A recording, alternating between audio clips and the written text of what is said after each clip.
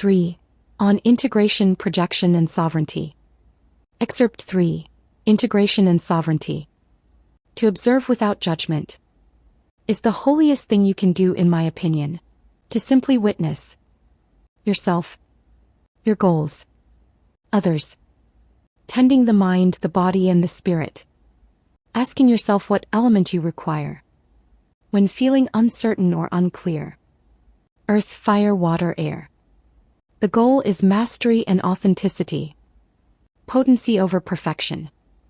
To lovingly believe in your own evolution. Tend your patterns rather than your habits. Patterns of mind and body shape the world. God is the mind. Further, in an elevated state of awareness, I recognize myself as God. As we all are. My own God mind. I begin to recognize truth and pattern everywhere. The world speaks in cycles, frequency, resonance. I realize that everything I seem to hate is something I should love even more, because it is also me. I see tree roots. Everything is connected. Death and poison breed death and poison. Life and healing breed life and healing. And I also see how much is lost. How many people are distorted, controlled within the psyche. Confused morals. Confused values. The question of humanity's morals and values. Good and bad, existing on the same spectrum. As above, so below.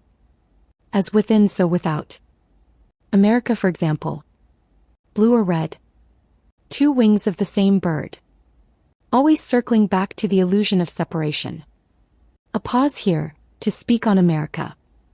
The American dream is a form of control. Controlling the psyche isn't always wrong, unless it tips into a place where life becomes unsustainable. Because the whole point is life. The American dream binds people to flesh and material. It outsources value. It outsources self-possession. It says, do not individuate. Feed this dream. Enmesh. Do not look within. Worship the God we placed before your eyes. Look at what we decided makes you valuable. And remember, this was all once land. Everything around us is someone's projection. Someone's dream. A collective dream. The result of someone's patterns. I read this phrase and it stays with me. She who knows her own God knows her own devil. To integrate God and devil within oneself is where creation begins. Reality creation. Sit with that. When I feel full, self-possessed, I can hold all of myself. Now I step outside myself for a moment. For reference. The experience of having qualities I own. Reflected back at me through a distorted lens. A lens I would rather run from. My worst moments. Taken frozen, framed. Captured in time. Ensnared in perspective. Sometimes by lower entities, lower vibrations. What we might call the enemy. Seeking to hold me hostage. In my own worst state. Mocked. Scrutinized. Pimped. That is the devil. Frozen. Looping. Replaying. Stuck in the mind. That is hell. Because heaven and hell are states of mind.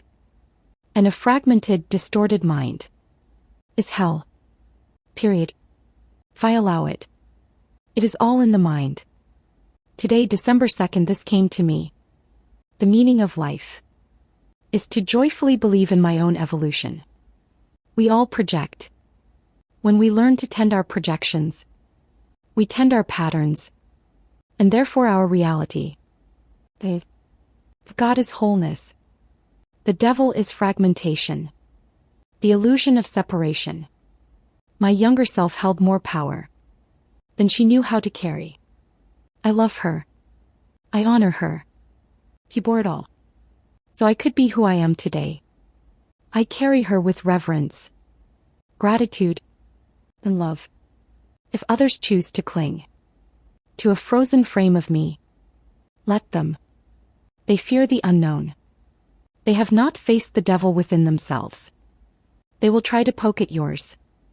keep you tethered to a version of you that is already gone, or already integrated into personal evolution. A version they could control. A version they could predict. A version that comforts them in their shadows. Let them cling. They must do their own work. Closing statement. This work is offered as reflection, not as a mirror for attack or consumption. Take what resonates, leave the rest. Icy The Veil.